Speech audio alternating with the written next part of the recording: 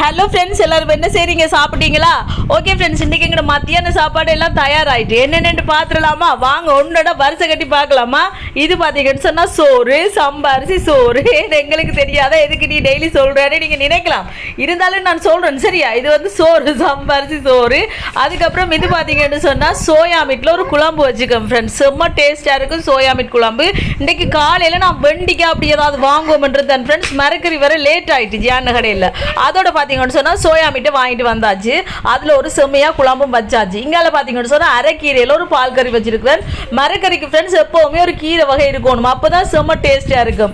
மிளகாய் எல்லாம் நான் பொறிக்கிறது நேற்று பொறிச்ச மிளகாயில் 2-3 இருக்கு, அதை எடுத்து வச்சிருக்கிறேன். இங்கால பார்த்தீங்கன்னு சொன்னால் சின்ன வாடை பால் சொதி இருக்கு. நீ சாப்பிடும் போது தான் நான் அப்பளம் மிளகாயை பொறிச்சு கொடுப்பேன்னு சொல்லுங்க.